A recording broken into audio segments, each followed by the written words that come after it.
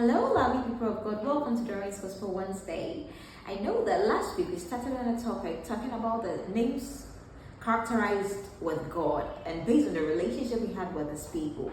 And then we spoke about Jehovah Jireh, which means the Lord our provider. Today we'll be looking at El-Roi, meaning the Lord that sees us. You know, many a time when we go through trials, tribulations, our crying moments, our exciting moments, sometimes we think that God doesn't see us, but He has made it clear in His word that He sees everything that we do. When we read Psalm 33 verse 18, it says that, "But the eyes of the Lord are on those who fear Him, on those whose hope is in His unfailing love." When we look at Proverbs chapter 15 verse 3, it says that the eyes of the Lord are everywhere, keeping watch on the wicked and the good. So it means that the Lord sees us through and through. He knows whatever we do and He sees us. When we look at Genesis chapter 16, when we read the whole scenario, it talks about Sarai and Hagar and Abram. So Sarai did have a child and wanted to have a child, so he gave his Egyptian servants to Abraham to have sexual relationship with.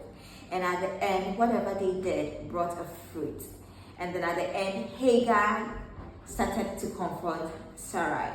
And Sarai told Abraham, "This is what Hagar is doing."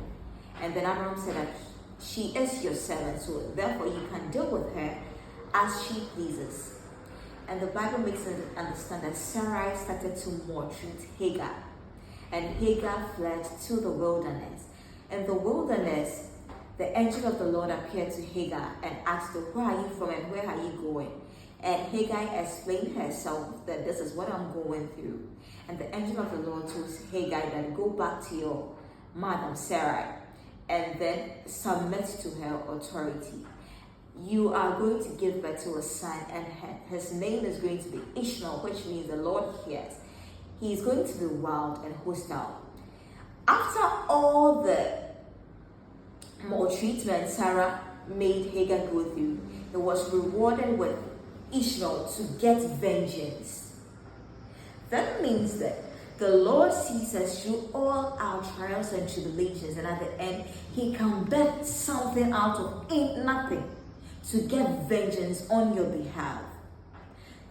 When you look at the story of Hannah in 1 Samuel chapter 1 verse 10 to 20, that makes us understand that Hannah cried because he had no child, and then he was being molested by her co-wife Pinani.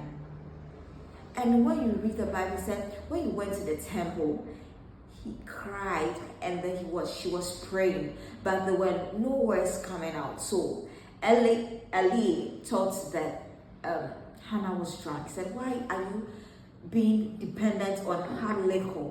He said that I haven't taken any of such sort, but I am just a woman bearing out my grievances to God to give me a child.